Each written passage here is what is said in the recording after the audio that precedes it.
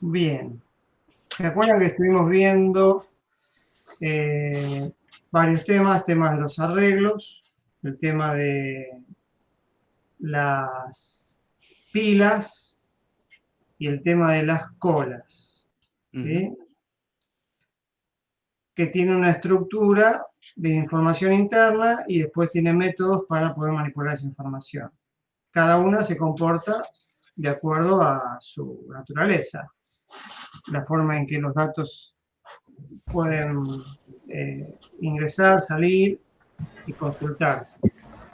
Lo que vamos a hacer ahora, hacer otro tipo de dato que se llama lista, ¿sí?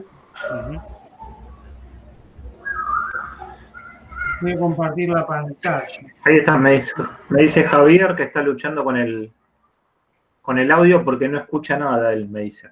Pero está tratando de lucharla y se conecta. Bueno. Y se conecta. Bueno. Perfecto.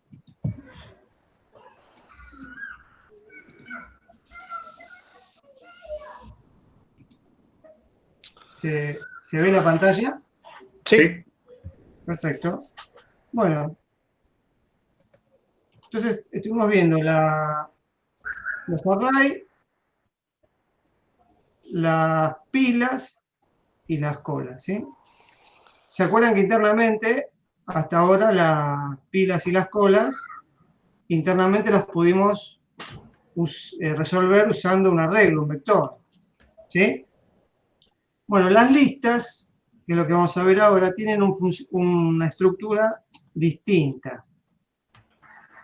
Son estructuras dinámicas, pueden crecer de tamaño, pueden disminuir de tamaño, son flexibles, tienen múltiples usos. Ahora, ¿cómo es que funcionan?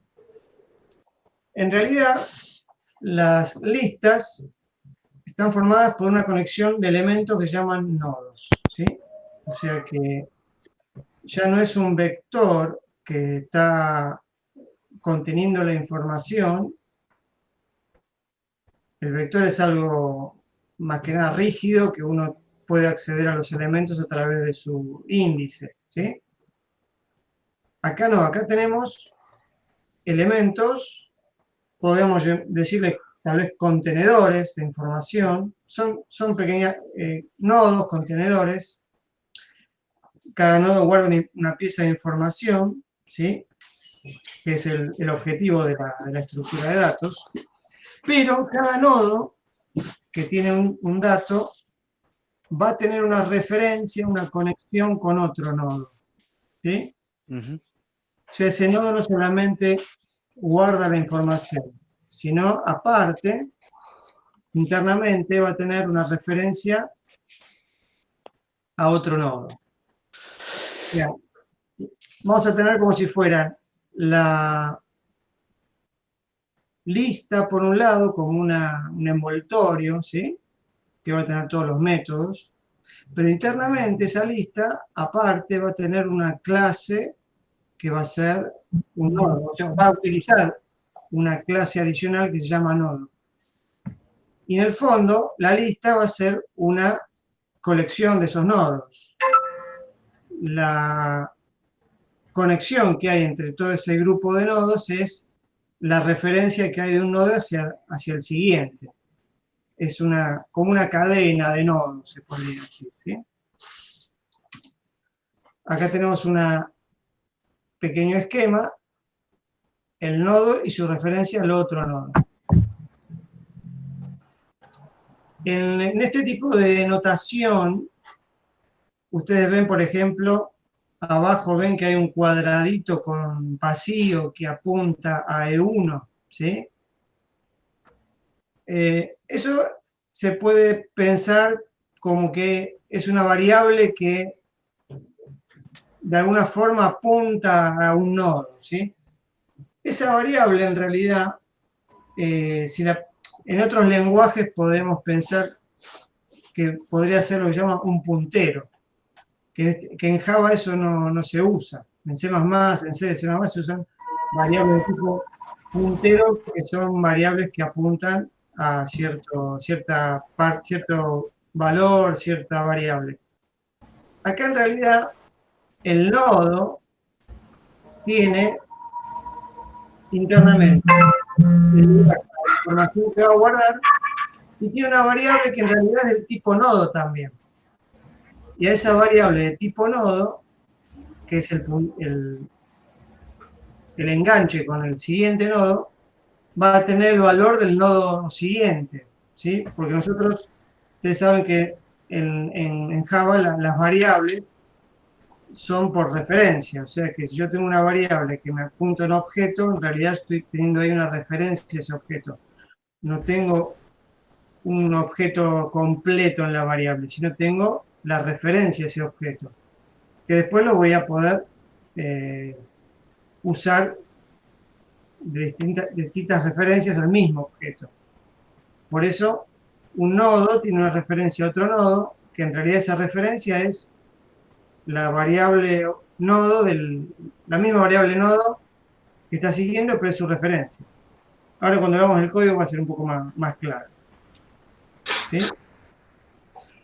Bueno, acá hay una pequeña ayuda de memoria, consta de un número de elementos, lista enlazada. Cada elemento tiene dos componentes, dos campos, una referencia al siguiente elemento y un valor, que puede ser de cualquier tipo, que es la información que guarda. Y después tenemos un caso especial que es el último nodo de la lista. En este caso es una lista que tiene un enlace en una dirección. El último nodo va a tener esa variable nodo o esa variable de referencia en null o en 0 o va a ser un valor que no apunte a ningún nodo extra, sino va a estar en null. Nosotros en Java la ponemos en null directamente. Acá tenemos un poco más explicado el nodo, que tiene dos partes.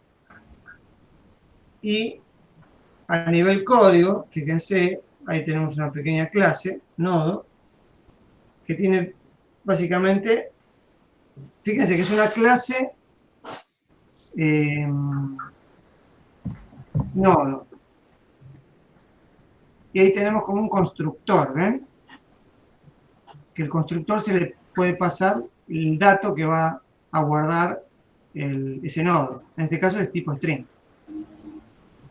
Y después el mismo nodo tiene otra variable tipo nodo, que es enlace, que ahí lo que tenemos que hacer es ir seteando esa variable al siguiente nodo. ¿Sí? Esto es un poco medio abstracto, ahora después lo vamos a ver al no tener un pizarrón acá se hace bastante complicado explicarlo. Pero después vamos a tratar de explicarlo con una ventana. Por eso cuando queremos acceder a una lista y no tiene datos, da error nulo, ¿no? Porque en realidad lo que estamos apuntando es ese valor, ¿no? A ese valor nulo. O esa variable que está en nula. Claro, la lista es una serie de nodos.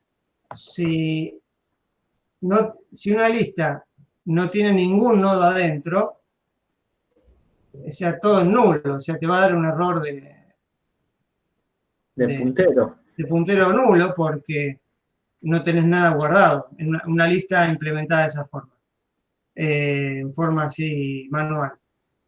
Lo que se hace es setear todo internamente en nulo porque te indica que no hay nada. Ahora vamos a ver cómo se implementan y eso que vos dijiste, va a ser cómo se cumple. Acá tenemos una pequeña diferencia entre lo que es un arreglo, un vector y lo que sería una lista enlazada. La desventaja del vector es que es fijo. En cambio, la lista es totalmente flexible en cuanto a agregar o sacar elementos. Y el tema del vector, ¿se acuerdan que habíamos dicho que cuando yo necesito usar un vector tengo que definir la cantidad de elementos que va a tener? Claro, claro.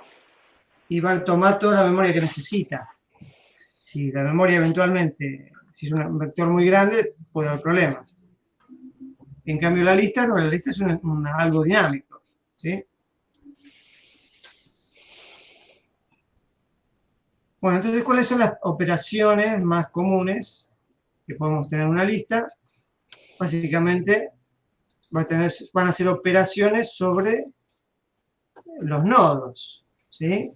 O sea, cualquier función que yo tenga sobre mi tipo lista, en realidad es un código que va a trabajar sobre toda esa estructura de nodos. No va a ser más que eso. Insertar va a insertar un nodo nuevo a la lista. O sea, insertar un dato a la lista, en realidad internamente es insertar un nuevo nodo con el dato que yo le puse adentro.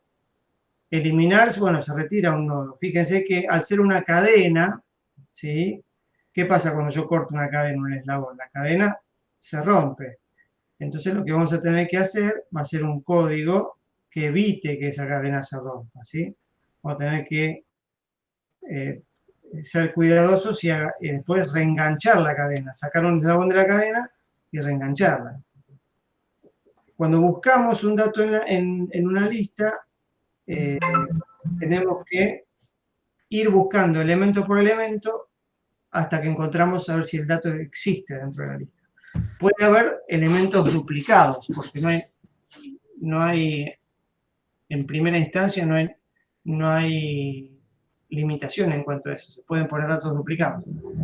Si no queremos que haya datos duplicados en una lista, vamos a tener que, en el momento de insertar un dato, vamos a tener que tratar de hacer alguna búsqueda antes de insertar, ¿sí? Bueno, recorrer la lista es atravesar todos los nodos y después dos métodos más que me dicen si la lista está vacía o si y cuál es el tamaño de la lista por la cantidad de elementos. Esto sería la interfase a implementar. Son 7 métodos, ¿sí? Básicamente. Entonces serían los métodos básicos. Después, cada lista uno la puede llegar a agrandar, poner más métodos. Esta es una lista simple, simplemente enlazada, que se dice. Pues hay listas que pueden tener doble enlace, ya ahí la lógica se puede hacer más potente. Para que sea más eficiente para ciertos usos. Por ahora vamos a ver una lista simple y puede haber, no sé, formas de insertar elementos en algún punto en particular de la lista y ahí tendríamos que hacer una lógica. Puede llegar a ser una lista ordenada también, eventualmente, que la lista mantenga un orden interno, entonces cada vez que uno tiene que insertar el elemento va a tener que insertarlo en un lugar específico, ¿sí? Hay muchas variantes. Entonces, cuando ya nos vamos de la teoría a la práctica, internamente, cuando tenemos que hacer una lista, vamos a tener que tener alguna referencia interna, algún formato interno para que la lista funcione en la práctica. Entonces, lo que se hace, ese tipo lista, aparte de tener la cadena de nodos interna, que van a tener la información, va a tener dos variables a nivel lista. Uno que va a apuntar al nodo inicial de la lista y otra variable que va a apuntar al nodo final de la lista, cabeza y cola. Fíjense ahí el esquema, ¿sí? Es una lista de 4 elementos. En realidad ese cola no es que está apuntando a ese valor null, ¿ven al final? Sino que está apuntando al nodo completo, ¿sí? El cabeza también, el cabeza apunta a todo el cuadradito que es un nodo completo. Cabeza es un nodo en realidad, que es el primer nodo. Y cola también es un nodo, que en realidad es el último nodo. A su vez, internamente, ese último nodo va a tener el enlace al próximo nodo en null, porque es el último, ¿sí? Entonces acá dejamos algunos tips. La construcción y manipulación de la lista requiere acceso a los nodos a través de una o más referencias. Y acá dice, se incluye normalmente una cabeza y una cola, para que de esa forma se pueda trabajar mucho más sencillo. Otra nota, cuando se arranca una lista de 0, lo que se hace, se pone la cabeza en null y la cola en null. Eso es lo que decía Raúl. Entonces, por eso internamente, cuando una lista está vacía y no tiene nada, todas sus variables internas van a estar en null y no va a tener ningún nodo. El largo va a ser 0 y vacía va a dar verdadero, ¿sí? Porque no tiene nada dentro. Y acá dice que uno de los errores más típicos es hacer referencia a algún nodo cuando este es nulo, ¿sí? El error de puntero nulo. Null pointer, sí. Claro, null pointer. Bueno, acá tenemos algunos tips para ver cómo se inserta un nodo en la lista, ¿sí? Cómo se busca un nodo en la lista y cómo se elimina un nodo en la lista. En vez de leérselo, voy a tratar de... Bueno, les dejo acá el capítulo 8 del libro, es el que habla todo de listas, bastante más. Y después vamos a ver algo de código, que se los voy a mostrar en una plataforma de Git. Entonces, siguen viendo la pantalla, ¿no? Sí, sí. Entonces, ¿qué pasa? Acá tenemos una pequeña lista. ¿Se entiende? Son 4 nodos. El nodo es todo esta clase. ¿Qué pasa cuando yo tengo que insertar un nodo nuevo? Lo que se hace generalmente es insertarlo al principio. Si yo tengo cabecera, que es este nodo, y cola, que es este nodo,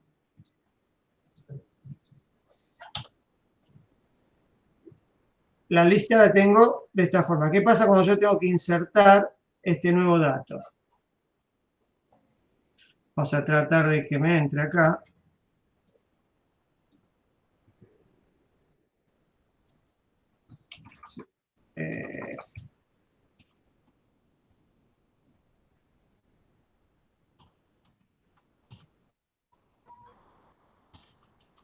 Entonces, si yo quiero insertar un dato nuevo, este dato generalmente una de las formas es insertarlo al principio. Entonces, cabecera también se corrió, ¿sí? Con el nodo 1. Si yo meto este nodo al principio, ¿sí? ¿Qué voy a tener que hacer? Que su variable de enlace apunte a este dato 1, al primer nodo. En este caso va a ser a la cabecera previa, ¿sí? Y después, esta variable cabecera la voy a tener que hacer que apunte al nodo nuevo. Y la cola queda sin cambios. ¿Se entiende eso?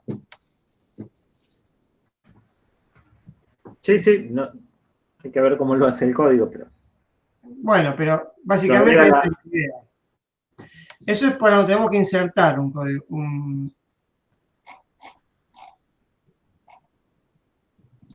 Insertar, ¿ves?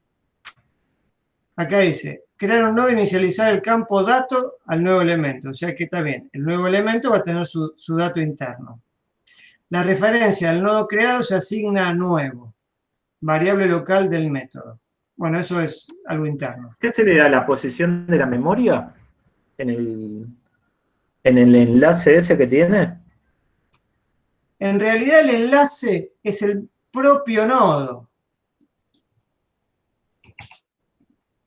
Es una referencia al propio nodo. O sea, cabecera va a ser igual a nuevo. Y el enlace este va a ser igual a nodo 1.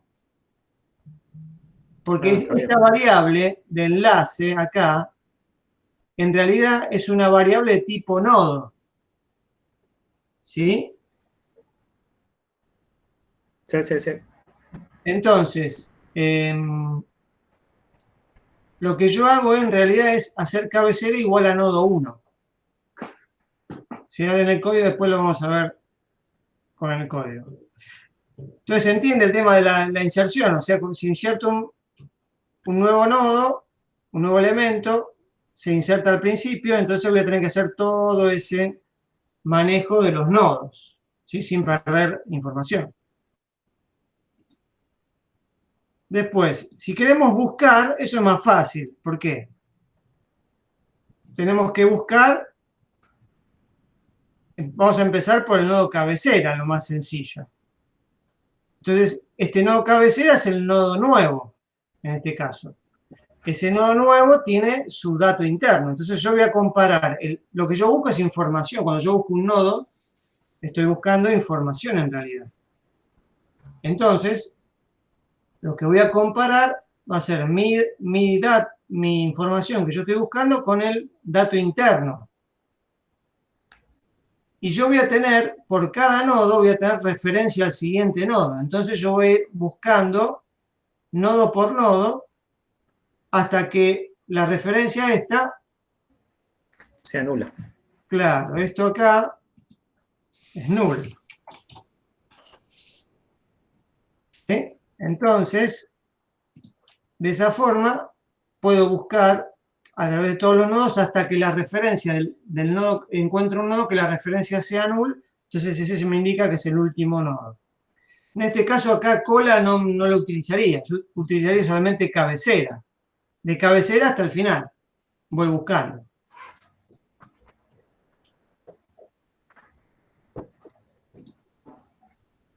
Y lo que sería eliminar un nodo. Acá también tenemos que tener en cuenta cómo es el tema de, si yo quiero eliminar, por ejemplo, este de acá. Cuando eliminas un nodo, tenés que tener la precaución de no perder esta referencia. O sea, de este nodo, el nodo previo. ¿Por qué? Porque si yo saco este nodo, ¿sí? Lo elimino, yo voy a tener que tocar a este nodo previo para que apunte ahora a este nuevo nodo. Le tiene que copiar la referencia del nodo S, del nodo 3 a la del nodo 1. En realidad yo acá tengo la referencia al nodo 3, la tengo acá. Entonces la tengo que copiar a este nodo, antes de borrarlo. Y lo pisa en realidad, le pisa la información. Claro, lo piso, entonces me va a quedar apuntando a este.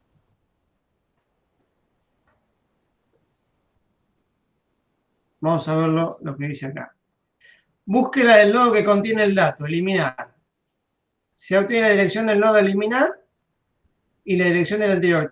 El nodo que voy a eliminar, ¿qué es lo que yo voy a eliminar? Lo elimino por la información que tiene. O sea, yo quiero eliminar una información de la cadena en base al dato que tiene. Entonces busco el nodo que tiene ese dato.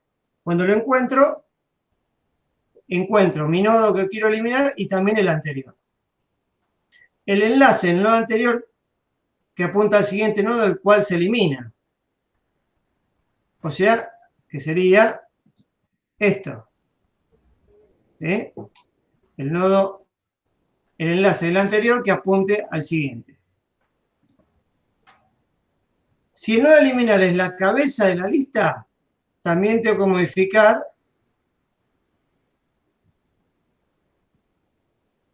si el nodo a eliminar es la cabeza de la lista, el primero, se modifica primero para que tenga la dirección del siguiente nodo.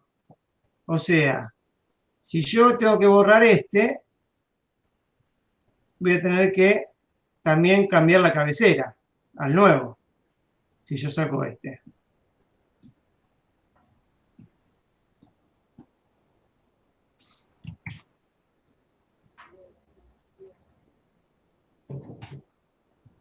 Es más fácil con el pizarrón. ¿Eh?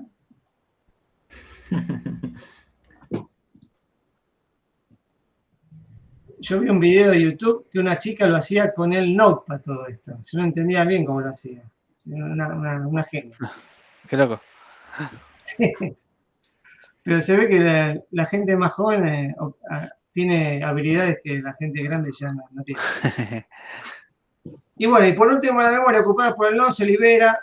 Bueno, acá en Java no tenemos problema con la memoria. Nunca hablamos de eso, pero en Java, cuando ustedes borran objetos internamente, se van eliminando de la memoria y el programa los deja de usar.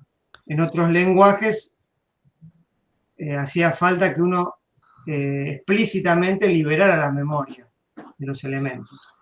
En los lenguajes actuales eso casi ya es todo automático, no hace falta hacerlo.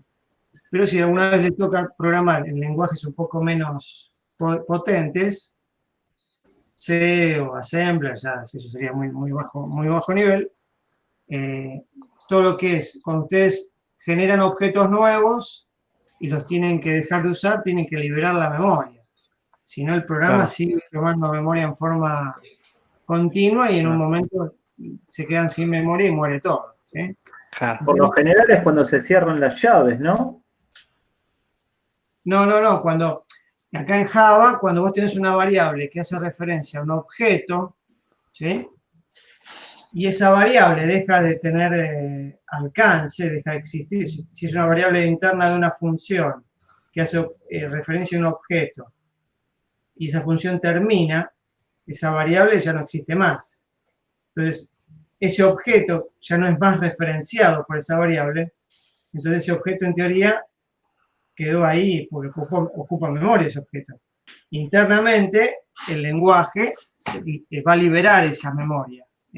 Tiene un proceso automático que cada cierto tiempo recorre el programa y todos los objetos que están sin referencia se borran. Entonces, no tenés problema. Otros lenguajes ese mecanismo no lo tienen, el C, C++. Hoy día tienen mecanismos parecidos, pero hasta hace unos años había lenguajes donde no tenían ese mecanismo, entonces vos tenías que liberar la memoria en forma explícita. Y si vos eso no lo hacías en tu programa, el programa empezaba a tener memory leaks, como vieron con los Wikileaks, que son de ahí viene la palabra, los leaks, Sí. las fugas. O sea, el programa empieza a fugar memoria. Entonces, llega un momento que el programa se muere porque no tiene. Vos ves que si vos ves la tarea que está corriendo en tu máquina o en el servidor o lo que sea, vos ves que empieza a acumular memoria y el programa sigue funcionando normal. Pero llega un momento que ocupa toda la memoria y se muere todo. ¿Sí? Claro. Eso era un error también que pasaba en los programas. En Java eso, si vos, o sea, puede pasar que tu programación mantenga referencias a objetos en forma errónea, entonces esos objetos nunca se borran. Vos lo que tenés que lograr es que tu programa no tenga referencia a esos objetos que ya no se usan. Para que el borrador de objetos pueda eliminarlos y no se te ocupe memoria. ¿Sí? El garbage collector se llama. Garbage, sí. El garbage collector. Por ahí la discusión era si era, no sé, lo habré leído por ahí, que el de Java es mejor que el de .NET. Como que el Garbage Collector es mejor. En el trabajo lo escuché porque, nada, hay un proceso de Java que está ocupando un servidor como el 100% de la memoria. Sí. Y alguien dijo, ¿por qué no hacerlo en .NET? No, que va a ser peor. Como consume más memoria y limpia peor. Nada, pero qué sé yo, discusiones ya a un nivel que uno no entiende, que escucha a los ingenieros discutir. Claro, si ocupa tanta memoria, capaz que sí. O es un programa que necesita más memoria, que puede ser tranquilamente. Claro. O algún error de diseño. Sí, también puede ser. Los programas Java generalmente ocupan bastante memoria. Esa es una de las cosas, cuando tienen que correr la máquina virtual, Claro. entonces ocupan bastante memoria. Pero si está bien diseñado, no tiene por qué, ocupas la memoria que necesite y listo, y no, Claro. no se tiene que exceder en memoria. Bueno,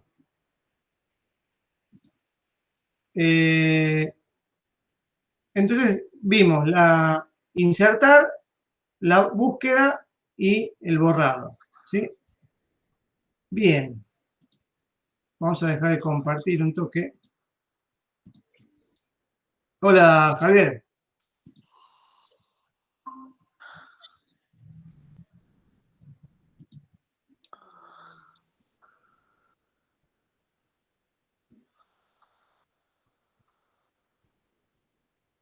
Pero no hay problema. Lo importante es que vos me escuches. ¿Vos me escuchás? ¿Me escucha ahora? Ahí se escucha. Despacito. ¿Sí? Bajito, pero se escucha. No, le puse una memoria ayer a la notebook esta, porque mi PC no la tengo acá. Y anda bárbaro todo, pero parece que mata el sonido. Medio Qué extraño. loco. Sí. ¿Qué hice? Hoy digo, la conecto y no tenía sonido y bueno, vamos a volver para atrás las cosas que hice. Y saqué la memoria y funciona. Así que la memoria me está matando el sonido. Qué locura. Que no sé qué puede ser. Tenés que hacer un blog, me parece, con todas esas cosas. Sí, esas historias que... Así que bueno, ahora la saqué. Tengo un conocido que trabaja para Facebook y el área se llama... No me acuerdo, tiene un nombre raro, pero es como Ghost Incident, algo así, como incidentes fantasmas. Que se dedica como a encontrar problemas que nadie sabe qué son. O sea, que de repente hay una falla y que no se entiende de dónde sale. Es muy, como estas cosas, así como una explicación tiene que haber, pero andás a ver. Sí. No, lo que pasa es que la cantidad de software y código que está metido en una computadora es terrible, así que por algún lado algo que no... Sí. Claro. Alguna posición de memoria que está buscando el audio y ahí no está, andás a ver qué. Sí, lo que voy a hacer es ponerla nuevamente y reinstalar el sistema operativo. Sí, a ver qué pasa. A ver qué hace. Si sigue sin sonido en la memoria. Si no, arrancá un Linux desde un pendrive a ver qué pasa. También. No usé de Linux, así que no. Ah, mira. Tengo un disco de Linux, pero nunca lo usé. Hay un equipo, un documento que sacó Google hace un tiempo atrás que descubrieron cómo inyectar código a través de campos electromagnéticos en memorias. Tipo, es muy loco, porque lo lograron. Terminator 3, ¿viste? Que controla las máquinas. Claro, o sea, a través de una bobina le mandaban señales a una memoria y le escribían código y podían hackear esa máquina. Y hicieron otra muy parecida, que en realidad es un servidor, y le empezaron a hacer peticiones al servidor, y las mismas ondas generadas por la máquina del servidor escribían código en la memoria y le daba acceso al servidor. Allá a un nivel que vos decís, como, qué enfermo tenés que estar para ponerte a hacer eso. Sí, ya es casi magia eso. Sí, es una locura. Pero nada, seguro que le venden eso al gobierno de Estados Unidos, algo así. Sí. Les voy a pasar por chat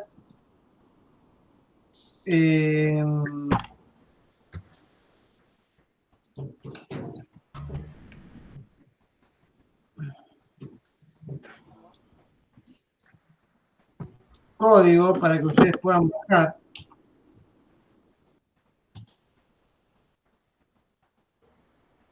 ¿Ustedes usaron algún repositorio de código? ¿Saben lo que es? ¿No? Bueno, abran esa dirección.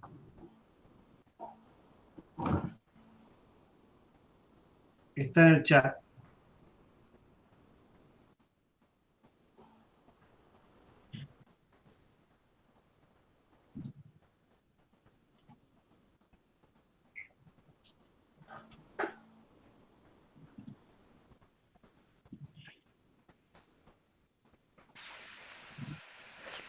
Profe, perdón, me hicieron una pregunta en la casa y no escuché la pregunta. Vi el GitHub.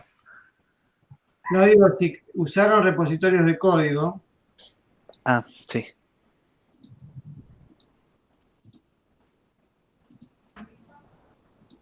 Y acá hay que bajar donde dice código, code. Claro, les cuento un poquito. Un repositorio de código, ¿sí? Es un lugar donde equipos, o un programador solo o equipo de programadores puede guardar el código. ¿Sí? Hay varios tipos de repositorios, varios formatos. Este es uno que hoy se usa muchísimo. Aparte es un repositorio abierto, no tiene restricciones. ¿Sí? Es como YouTube del video, bueno, esto es el YouTube del código. ¿Sí? Entonces, vos te puedes dar de alta acá si querés. Ustedes lo están viendo porque yo tengo un usuario y tengo un repositorio que se llama, yo creo un repositorio de código. Yo tengo varios repositorios. Y adentro de ese repositorio yo guardo el código. Lo guardo en formato de proyectos, ¿sí? Ustedes están viendo acá donde dice code, ¿ven? A la izquierda. Que puedan hacer clic ahí en code. Sí. Y abajo dice readme.md, ¿lo ven eso? Sí. Bueno, esos son los archivos que hay adentro de ese repositorio. Por ahora está ese solo. Les hago una aclaración.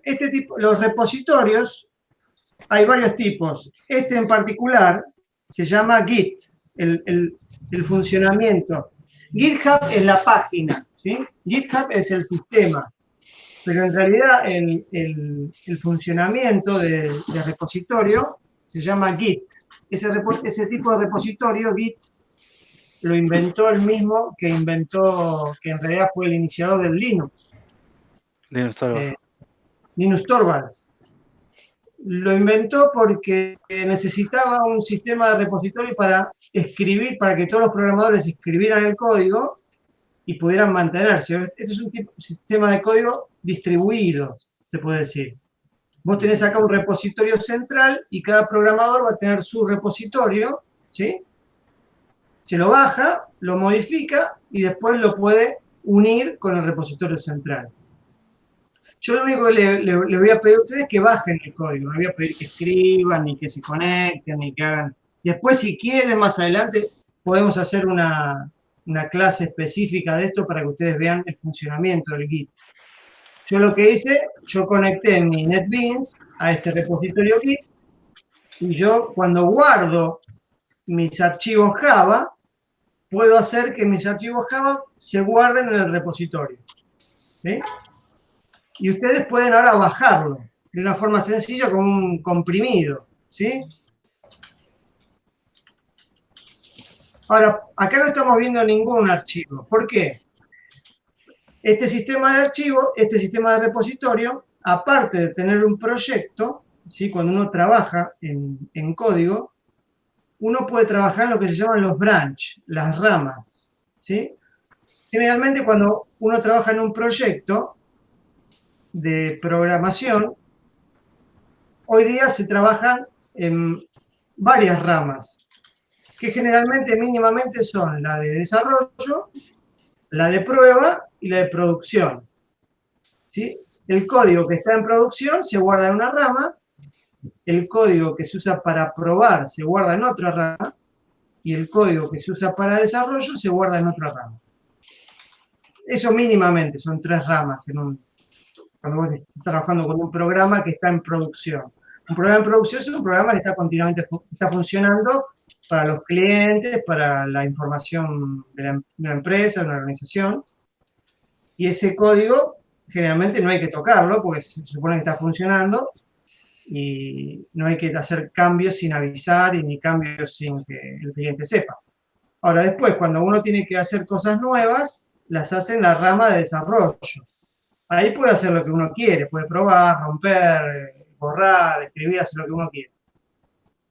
Una vez que eso está, la función que yo hice está funcionando bien, la puedo poner en la rama de prueba. La rama de prueba es una rama que se usa para probar lo que yo hice.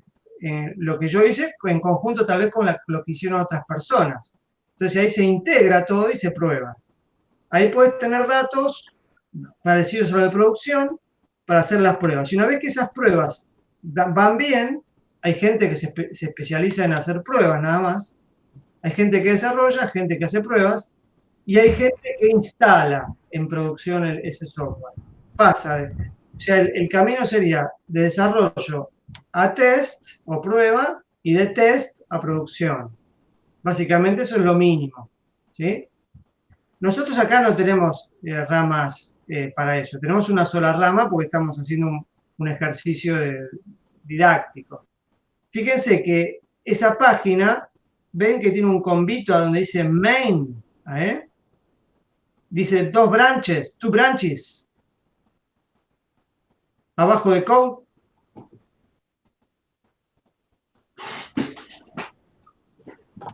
¿Lo pueden ver? Si no, les comparto.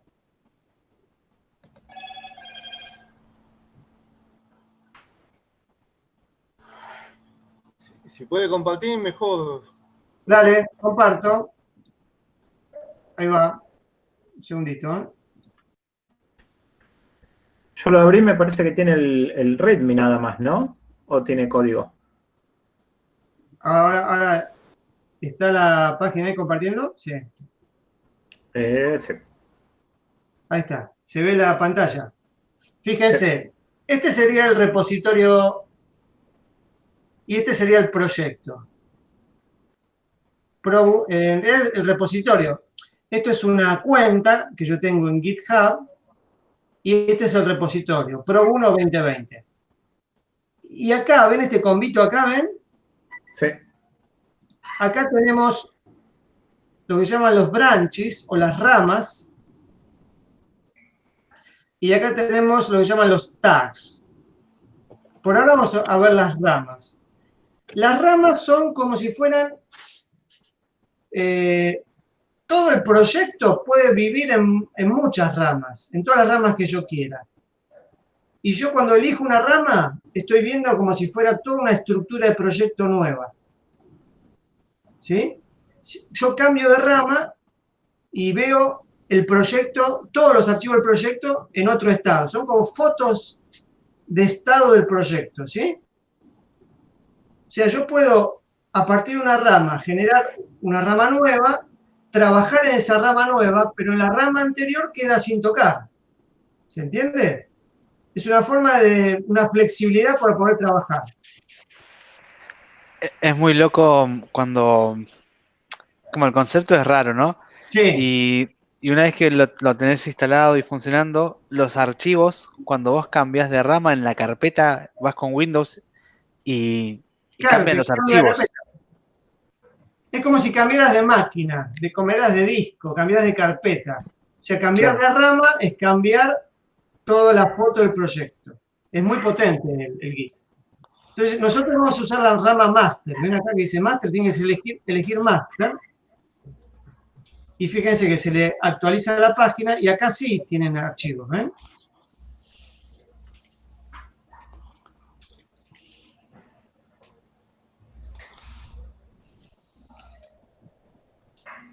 La clase pasada usamos estos archivos, ¿se acuerdan? Prueba Q, Sí. prueba pila, prueba lista. Bueno, acá tienen todos los archivos. Ustedes los pueden descargar si quieren. Pueden, a ver cómo, para descargar acá, ¿cómo era? Vamos a hacer, le explico fácil para descargar, mucho más fácil ahora que para no complicar. Vamos acá en Branches. No, disculpen. Volvemos al máster acá. Máster. ¿Sí? Entonces acá en el convito vamos a elegir tags. Fíjense que hay un tag que se llama clase 2020-1021, o sea, la fecha de hoy. Y hacemos clic ahí, como que elegimos ese tag.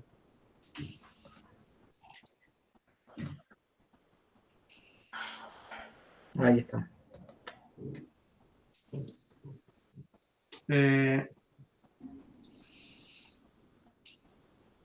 Sí. Master.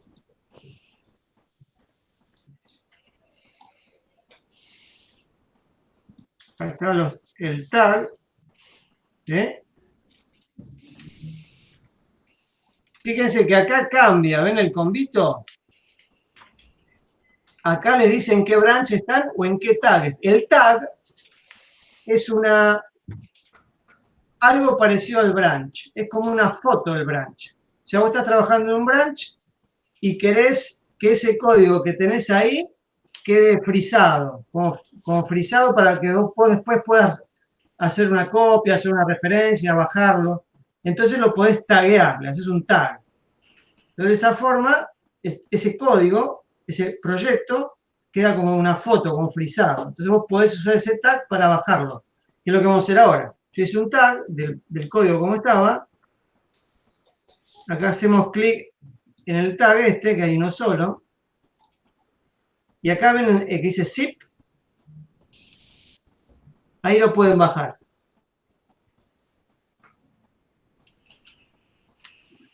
Lo bajan, todo el proyecto lo bajan como un archivo zip.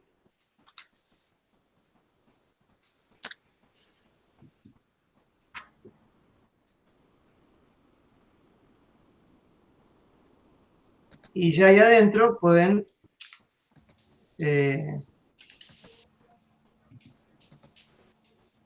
se baja como Proc1 2020 clase 2020. Este es el proyecto guión el tag. Y adentro tienen, ¿ven? Una carpeta, el SRC, ahí están el proyecto de NetBeans y estructura de datos, y ahí tienen todos los archivos.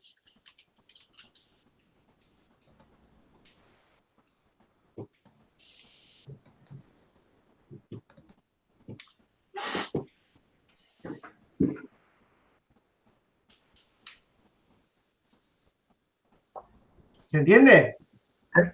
Sí, sí.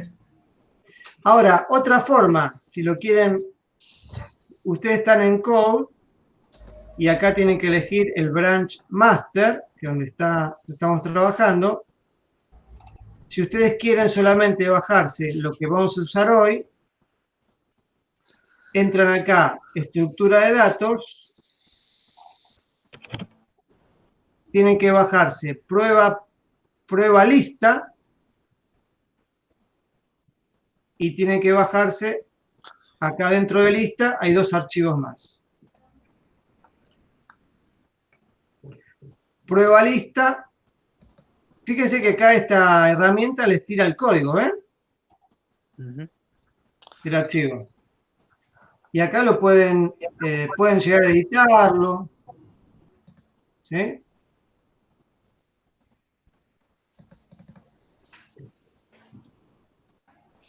Lo importante es que bajen estos tres archivos, prueba lista, y acá en lista bajen y lista Java, que son los archivos. Los pueden bajar por acá o los pueden sacar del zip que recién bajaron, es indistinto.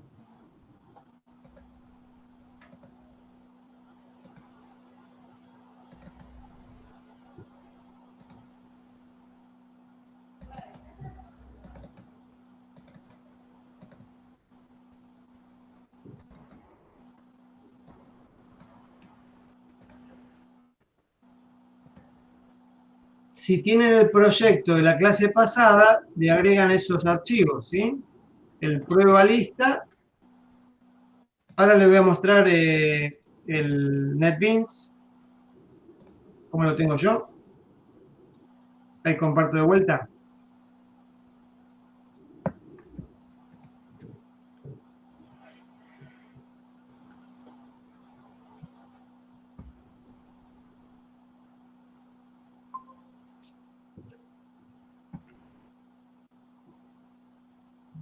¿Se acuerdan que teníamos este proyecto?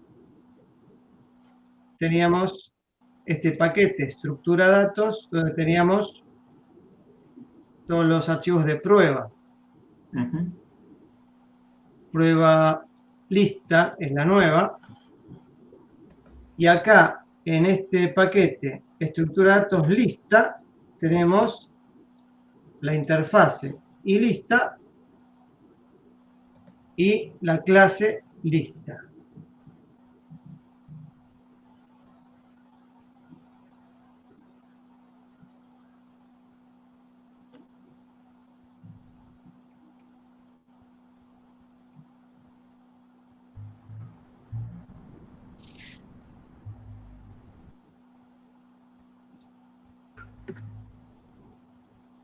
Bueno, voy a tratar de correr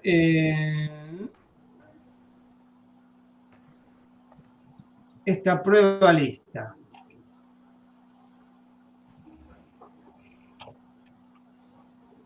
Hoy lo escribí, pero todavía no lo corrí nunca, así que puede haber errores.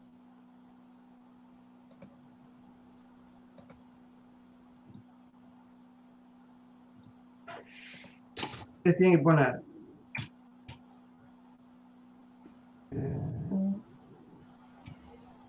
algo parecido a esto.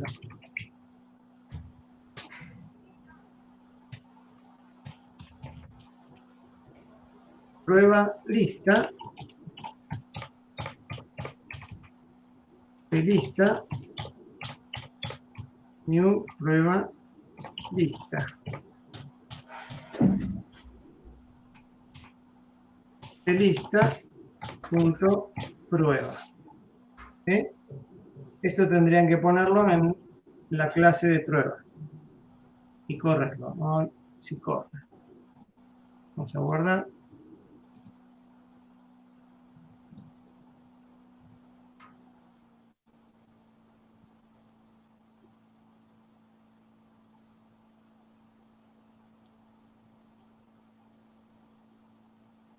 Parece que sí.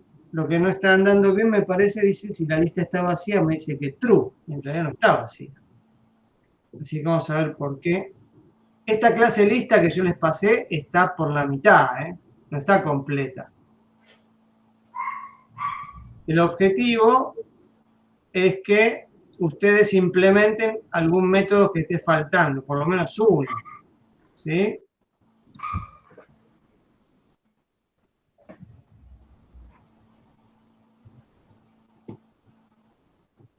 Primero, que puedan correr el método prueba de prueba lista y después, si pueden lograr esto, implementar el método, un método en lista.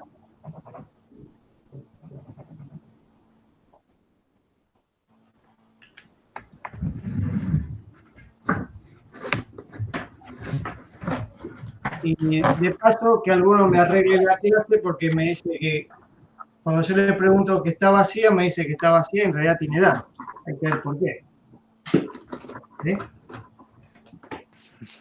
Pero eso se cobra aparte, eso. Se cae. Sí.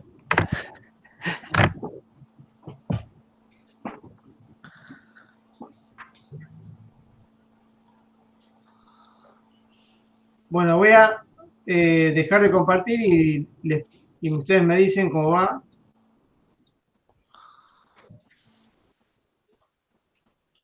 Si está faltando alguna clase.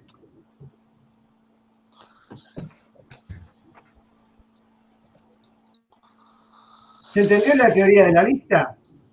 Que tiene los nodos. Sí.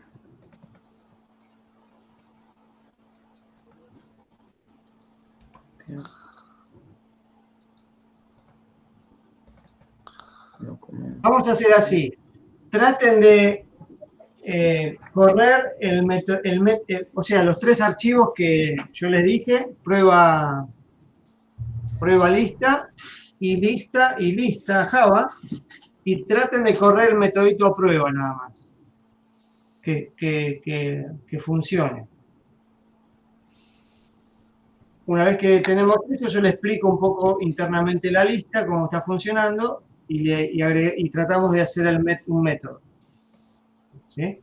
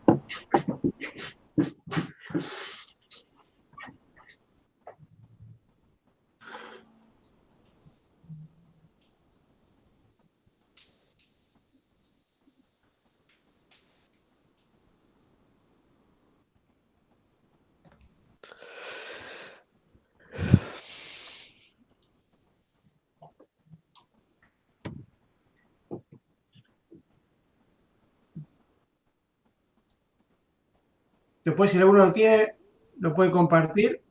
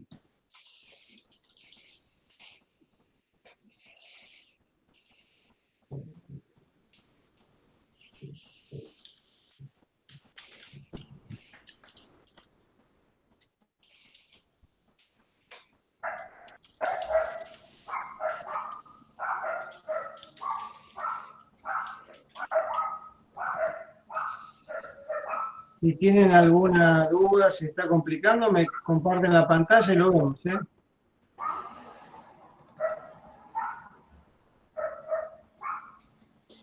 Como si yo estuviera ahí en el aula. Abrí el prueba lista hasta ahora. A ver, proyecto. La clase. Bien. Estructura de datos. ¿Todos pudieron acceder al Git? ¿Al qué? Para bajar el archivo. Sí. Excelente.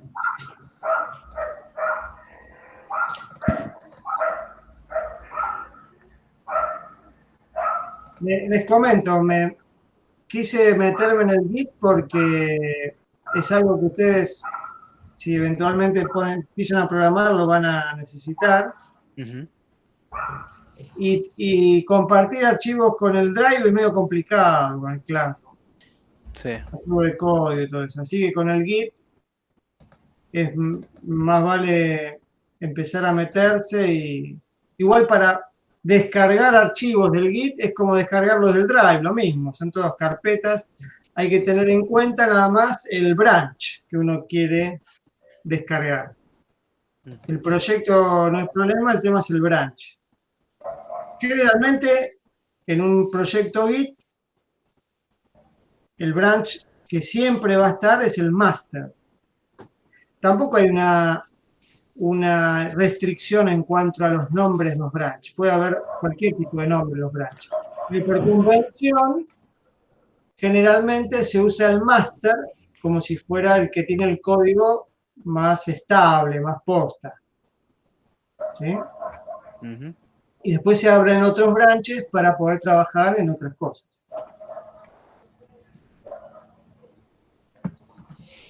Porque la creación de branches, la creación de tags es totalmente ilimitada, no hay restricción. Entonces uno puede crear la cantidad de branches que quiera, la cantidad de tags que quiera.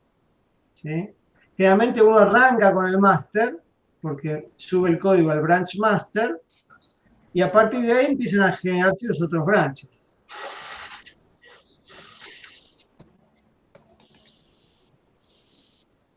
Generalmente hay un branch desarrollo, o dev, y un branch test. ¿Sí? A veces hay un branch de preproducción, otro de producción. A veces hay un branch de fix, donde hay que hacer un cambio en producción por un arreglo puntual, que algo está fallando y hay que hacerlo ahí enseguida. Entonces uno hace un branch del master, hace un fix y después lo copia al master. Y el master queda con el fix ya arreglado. Y ese código se pasa a producción.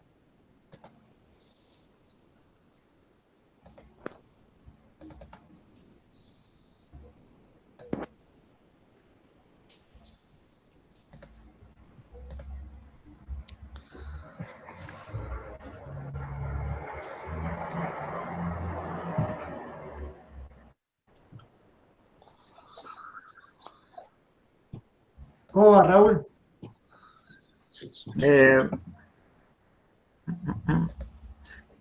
Hasta ahora bajé ese. Después, no sé, le muestro. A ver.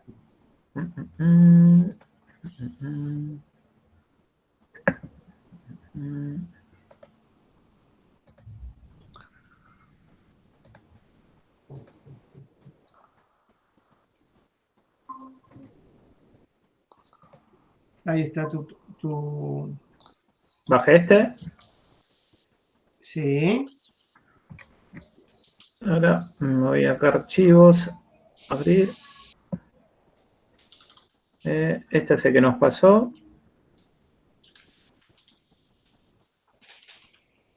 Estructura de datos.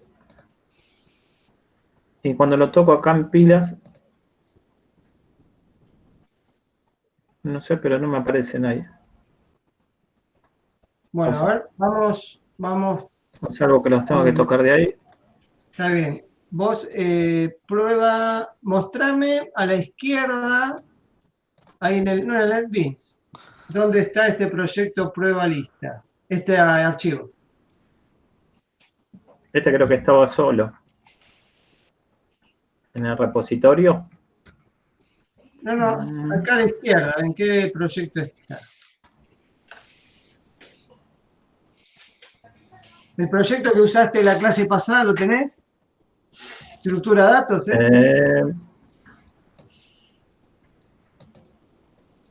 Source. Bien, adentro estructura de datos, a ver, ¿qué hay? Ahí está. Esa llavecita en algún momento la había puesto. Esa es la interfaz. Y este es el archivo. Bien, ese prueba en estructura, adentro de estructura de datos. Ahí del paquete, estructura de datos. Sí. ¿Qué hay? Los otros que nos bajó la otra vez. Y no está el prueba lista también. Sí, acá. ¿Es ese? Prueba lista, es este.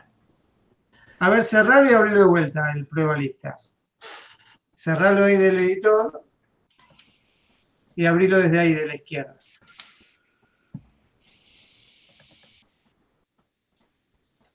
Perfecto. Pero cuando estaba esta llavecita, este martillo, eran propiedades. No me acuerdo acá. Pero igual todos tienen el martillito, ¿eh? Sí, pero eso lo leí Sí. en algún momento y no me acuerdo. Algo de esto había que tocar. ¿Pero qué? ¿Te trae algún problema eso? No sé, no lo ejecuté. Bueno, por eso, vamos a ir a la estructura datos. Estructura datos. Estructura Sí. datos. Ahí vas a tener que correr el metodito de prueba. Esta. No, en estructura datos. El primer archivo ahí de la lista, a la izquierda. Ese. Vos ahí tenés que... en estructura datos. Sí, estoy. Ese tiene el main, ¿ves? Ese tiene el main. Lo que vos tenés que hacer ahí es comentar todo eso y agregar la prueba de la lista. ¿Me entiendes? Comentar era creo que acá en herramientas. No, source double comment.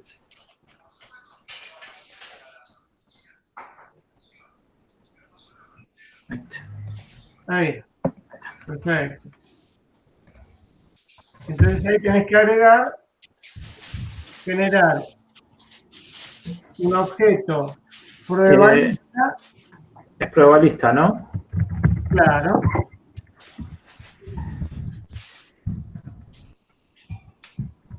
Primero es el tipo. El tipo es prueba-lista. Es una clase. Acá tenemos tres clases, ¿sí? Una es la clase estructura datos.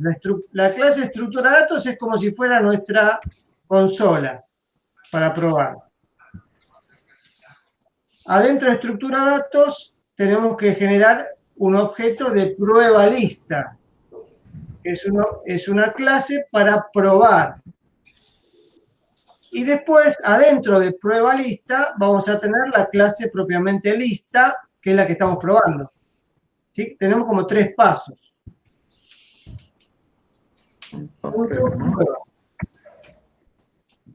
Perfecto. Eso lo podés guardar y correrlo, ¿eh?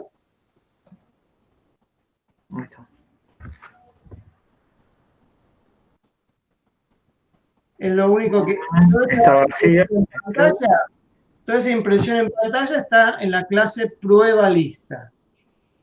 ¿Sí? Abrí prueba lista, a ver. Así la vemos.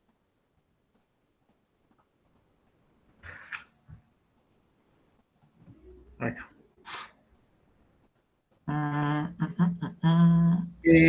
Fíjate que hace un... subí un poquito. Hace un objeto lista y lo que le hace es insertar, ¿eh? Insertar Brasilia, insertar Oslo, inserta strings, insertar Ciudad del Cabo, insertar Washington, insertar Lima. Y después lo que hace, pregunta si la lista está vacía. Y pregunta el tamaño. Esos son 2 métodos que están en la clase lista, que hay que ver cómo están programados. ¿Sí? Lista vacía.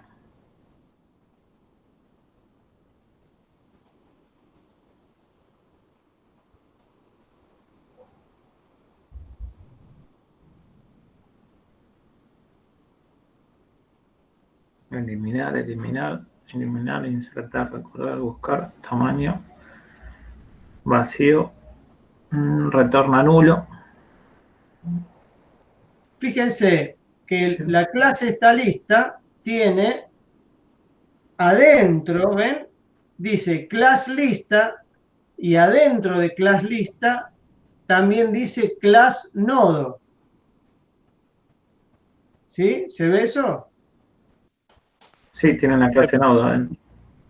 O sea, dentro de la clase lista está definida esta clase nodo. Eso también es una forma de poder definir una clase. En Java esto está permitido. Esto lo podríamos tener en otro archivo que sea nodo.java, por ejemplo, y usarlo. En este caso no, lo tenemos definido ahí adentro, la clase nodo. Esa clase nodo tiene 2 atributos, un string que es dato y otro string que es del tipo nodo también, ¿ven? El tipo nodo que es enlace. Ese enlace va a ser el que apunte al nodo siguiente. De un nodo va a apuntar al nodo siguiente. ¿Sí? ¿Se entiende? Hola, Walter. Hola, sí, estoy en el transporte público, pero bueno, por lo menos tiene la clase, así que saco el micrófono, así no puedo. Excelente, buenísimo. Estábamos viendo el tema de las listas y ahora estamos viendo un poco el código de la clase para implementar una lista enlazada. La lista enlazada tiene 2 elementos. Un nodo que tiene un dato y un enlace. Estamos viendo cómo está implementado. Entonces, Raúl, viste, tenés la clase nodo que está dentro de la clase lista por un tema de porque está escrita así, pero no, podría estar escrita en otro archivo .java, nodo.java. Podría ser otra clase tranquilamente bien. Sí, pero está escrita ahí adentro. Y eso es totalmente... Este es el constructor de esta clase. Claro. Bueno, esto... Ahí no tienen los dis, esos que son propios de los constructores. Claro, esta es una clase relativamente chiquita, sin mucha... Y después este es el constructor de esta clase, de la clase lista. Claro. Fíjate, la clase lista tiene ahí en la línea 24, tiene un atributo que es un nodo. que es el inicio en realidad. Que eso debería estar apuntando siempre al primer nodo que uno ingresó. ¿Sí?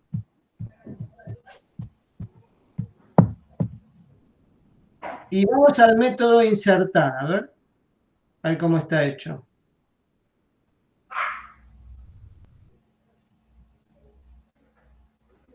Claro, el método de insertar no está programado, ¿eh? Hay que programarlo el método de insertar. Por eso no está funcionando esta clase. Y el vacío tampoco. Esto lo pusieron para que no dé error. No, eso está bien, porque Ah, no, si está bien. Cuando está nulo, está indica que está vacío. vacía. Sí. Ahora, lo que yo les quería pedir a ustedes, ahora ya la clase un poco ya avanzó bastante, así que les voy a dejar esta tarea, es que ustedes, o vamos, si podemos implementar ese método ahora, acá en vivo, el método de insertar, ¿sí?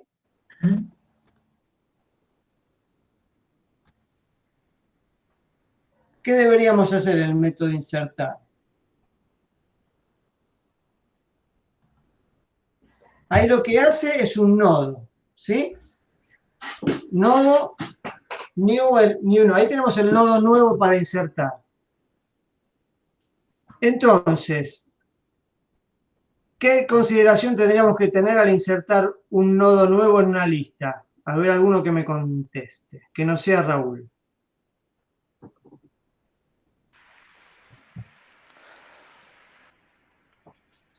¿Se acuerdan? Cuando insertamos un nodo, tenemos que tener en cuenta que la lista primero si está vacía o no, ¿sí? Sí, después que tenemos que ver que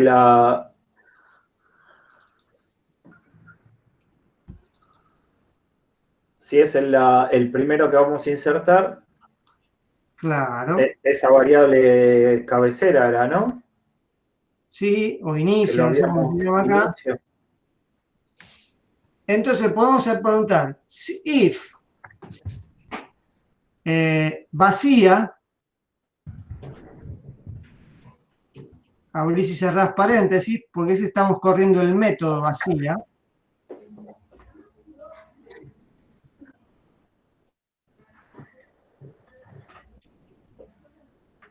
Sí, vacía y vacía.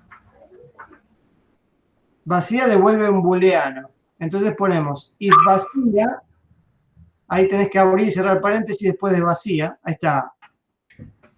Pues un método de esta clase. Claro. Acá Lo que le tenemos podemos que poner hacer... un mensaje, ¿no? No. Sí. Ahí tenemos el nuevo elemento. Entonces, tenemos que setear la variable, ¿cómo se llama? Arriba, la de inicio. Inicio. Inicio igual, claro. La variable inicio igual n. No, dentro del if.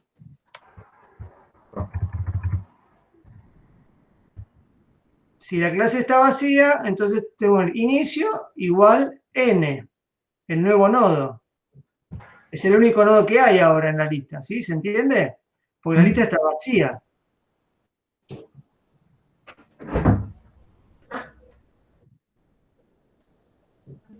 Y el enlace. El enlace del n. Entonces, es el único nodo y el último nodo. Entonces, para que sea el último nodo, tenemos que hacer n.enlace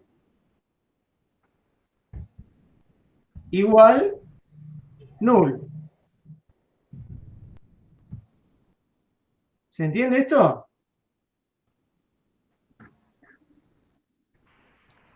Es una lista vacía que tiene un solo nodo. Entonces, para que cumpla con las condiciones que tiene un solo nodo, el inicio tiene que ser el único nodo que hay, que es n. Y el enlace de ese único nodo, como es el último también, tiene que ser null. Claro. Y ahora, si en el caso de que hubiese. Else, ¿qué habría que hacer? Este va a ser el primer nodo.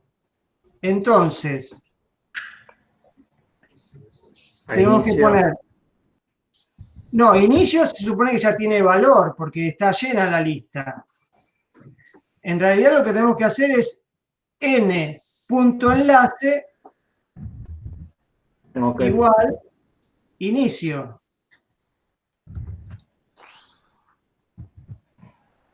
¿Por qué? Porque el inicio está apuntando al primer nodo que ya tiene. Entonces ahora mi enlace nuevo va a apuntar al primer nodo, al que va a ser el segundo. Entonces, inicio, abajo, inicio, ¿cuál va a ser el nuevo inicio? Si yo el nodo este nuevo lo estoy poniendo al principio, ¿cuál es el nuevo inicio?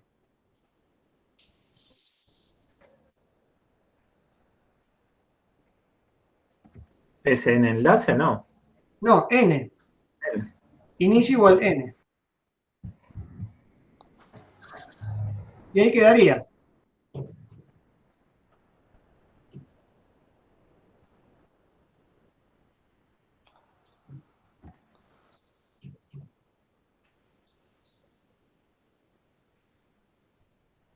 En realidad, si está vacía, se le pone el enlace en null, y si no está vacía, el enlace se lo pasa a inicio. Inicio cambia de valor.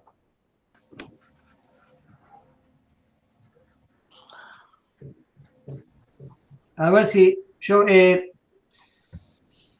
a ver, deja de compartir un toque, comparto yo, y ya con esto vamos cerrando.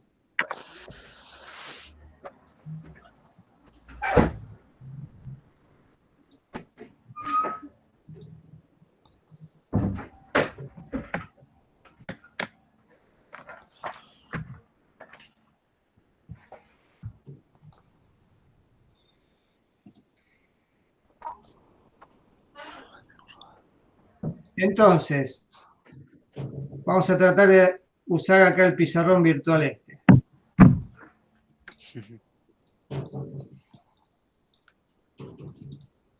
Vamos a volver como estábamos.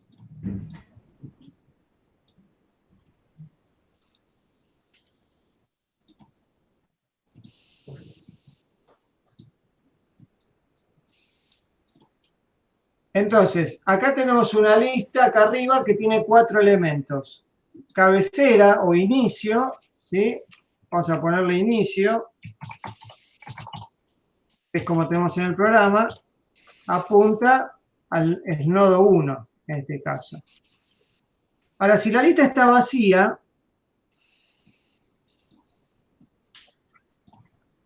o sea,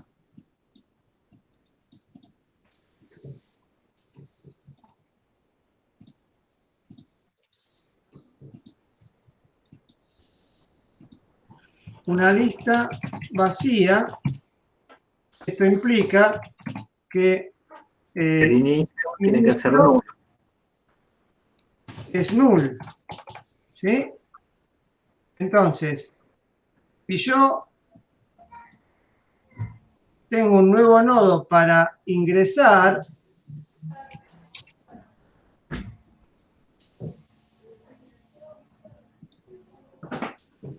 entonces tengo que hacer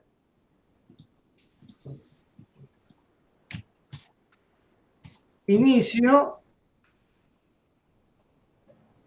Es igual a nuevo. Igual a nuevo. ¿Sí? Entonces inicio va a apuntar a este nuevo. Y este lo voy a tener que hacer null. Ese se llama, esa flechita. Sería el enlace. Sería la variable enlace del nodo.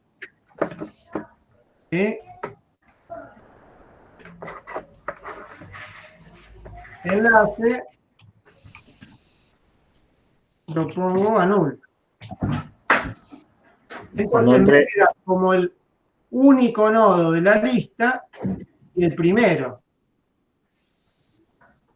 ¿Sí? Sí. Cuando ingrese otro, ese nuevo.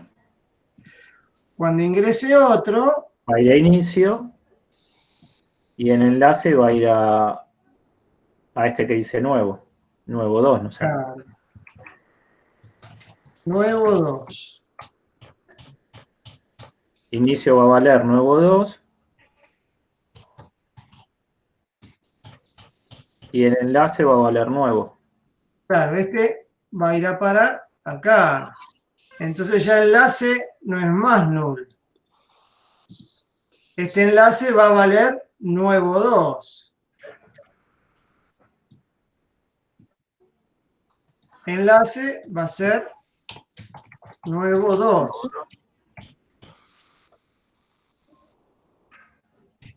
Y este enlace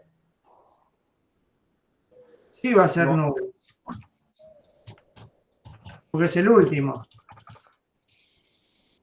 El inicio no cambia.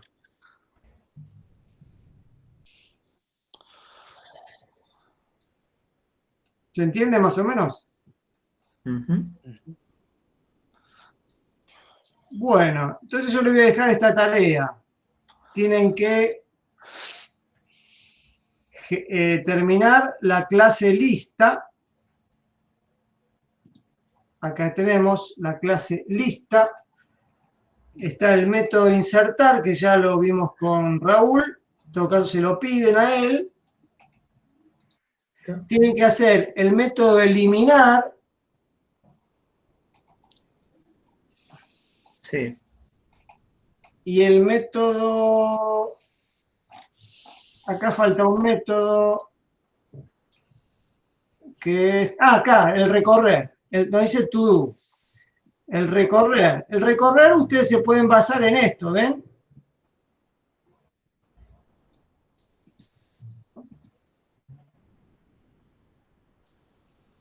Acá, temporal distinto de null es lo mismo que decir si está vacía, que no está vacía. Esa la usa como un auxiliar. Claro. Y acá pregunta si lo que yo elemento es igual al dato, me dice que lo encontró. Ustedes se pueden basar este while para hacer el recorrer. El recorrer lo tienen que ir recorriendo mientras el enlace del nodo no es... ¿El recorrer qué hace? ¿El tamaño? ¿El recorrer devuelve el tamaño del vector de la lista? No, en realidad el recorrer debería imprimir el contenido. Ah, lista de contenido. Imprimir el contenido. Imprime el contenido, bárbaro. Sí. Y el eliminar es parecido a esto, A insert. pero cuando lo encuentran el objeto que quieren eliminar, tienen que hacer todo el trabajo de... Como el insertar. Claro, de manejar los enlaces. ¿Sí? Sí.